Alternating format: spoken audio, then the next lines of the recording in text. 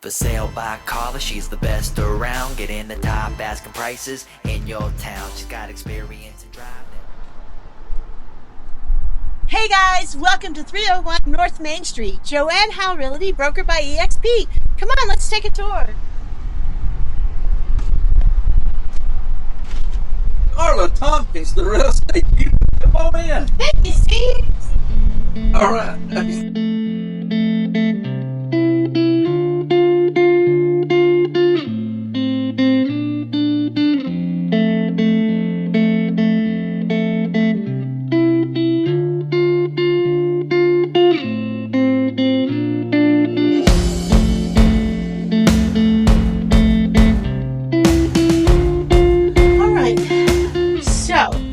We're here with Stephen Jones.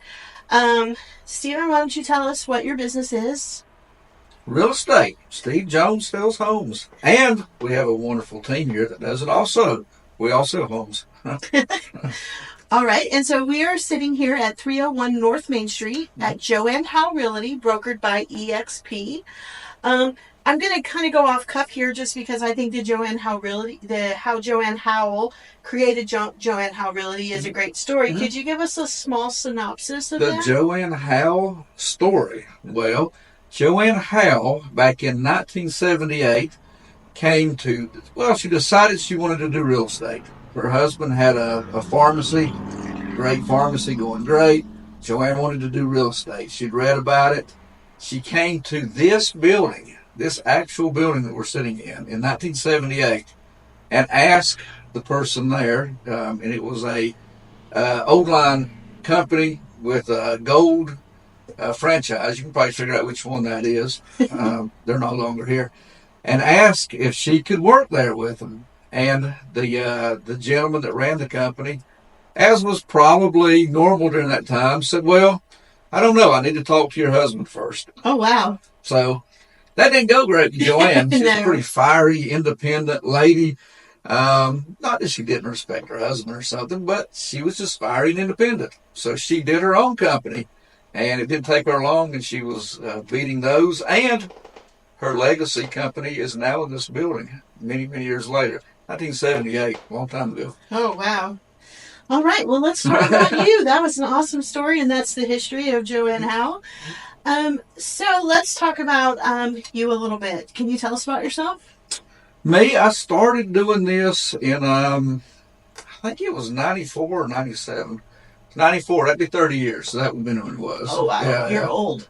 Yeah. So, was in college, but I had a job working. I was a mechanic. Many people wouldn't believe that now, but I was I say mechanic. It was textile machines at American Thread. It was American Thread at the time. Great people, loved people. I hated working third shift. So I was trying to get through college, and really my only goal at the time, because you know me, very goal oriented, but my goal at the time was just to not have to work third shift. I just wanted a daytime job. And the economy wasn't gangbusters then, particularly if you wanted to stay in Marion. So real estate was the best logical choice. And it went great. I started selling. I think I sold a house my first month. Joanne dropped me off in Desertsville with the customer and said, "Hey, can you bring that guy back to town? I've got to go back."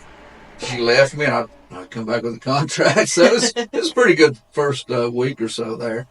I think I'm somewhere very close to, maybe I've ticked over 1,000 transactions now in my career. So I like it. What's the most rewarding part of your job?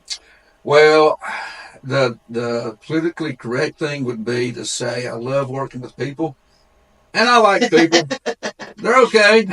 I like people, but I really like the engineering type process, my checklist that I have. If anybody on the team knows this, I checklist everything. I engineer it out. I love my little flow. I love my checklist. I love creating a marketing plan and rolling with it. That's really what I like about the whole deal. How do you balance your personal life versus your work life? Well, probably if you ask my wife, there is no balance. So, I don't know. I think you just juggle. I don't know. we tend to take some good vacations. We like doing that, but I work. I'm not a super early morning person, but I will. You can ask my family. I will get them to bed, and then I'll be working until 11, 12 or so. But I like it. It's my hobby. It's what I like to do. How has your business, when did you actually become the owner of Joanne Howle Realty? That would have been around 1997. That's why I confused the number there. 1997, Joanne sold her interest in the company to a couple agents in the company, and then we in turn sold to a third person. So really, for the bulk of the run there in the 90s and 2000s, it was owned by three people, and then it just kind of evolved out. I was the I owned it completely. I don't even know when that was, but it's been like quite a few years now. So since you've owned the business, how has it evolved? The business, wow, and it's the last 2 years has been crazy, the evolution. To give you an idea, so when we did a contract in the late 90s, it was 2 pages. That was it. That's all you had, 2 pages for a contract. Now, to work with a seller, you probably have 30 to 40 pages of documents just for one side of the transaction that you have to put together. So that's a crazy evolution from that to this. Back then, the big deal was a fax machine. We could fax a contract, and you would fax it. Then if you had a change, you fax it back, make a change. So these contracts would get to where you couldn't even read them. They'd been faxed so many times. But now, everything is a click. We do I say 9 out of 10 contracts are e-signed electronically. So that's a huge evolution. Right. I think it's good. It's a little less personal, but I think the consumers now are more adept at dealing with that. So to focus kind of on McDowell County, can you explain how being part of the McDowell County community has influenced your business? Well, that's really a cornerstone of my business. Within the first couple months, my mentor in the business, Don Steffen, who was actually the guy that taught the broker class, said, "Hey, we're going to go to the Marion Rotary Club. You're going with me." And the community, being a third shift mechanic, I didn't even know some of this stuff existed. I didn't know about the chamber. I didn't know about the Rotary Club. I didn't know about serving on a board. That was just foreign concepts. But once I was out, if you remember, I just wanted to be out during the daytime. Once I joined some of these places, it was just on. I've been a part of so many boards I can't even count now. I love that part of the business. So that you have to do that. If you love your community, you just have to do that. What do you love most about McDowell County? Family is all here. My family's here for the most part, or they're close. We have all the good parts about being in a Mayberry-sized town, but we can get to Charlotte Airport, Asheville, whatever we need quick. And I used to be in biking more than I was. We have world-class biking here. I really think we have everything going for us better than any other part of the country. All right. And what advice would you give someone going into business for themselves? Not necessarily real estate, but just in general.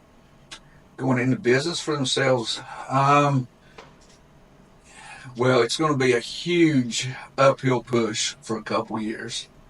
If you think, hey, this is going to be a job to where I can just work these hours and get this money, you're not going to make it. You have to shift your mindset to you're building a business, and you have to create momentum. Momentum's the key.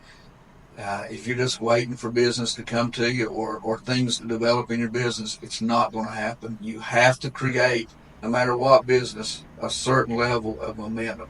And momentum can work for you or against you. How does your company in particular give back to the community? Gosh, I'll just talk about my part of it. I've served on so many boards I can't even think of them. Served on the hospital board. Serve on the hospital board now. McDowell Tech, McDowell County Schools, their foundations, Habitat. Red Cross, Rotary Club's a huge one. Invite everybody to Rotary if you want to go to that. I can't even think of all the things that I've served on. I'm very active with the McDowell EMS folks, doing things for them. So that's how I give back. That's time.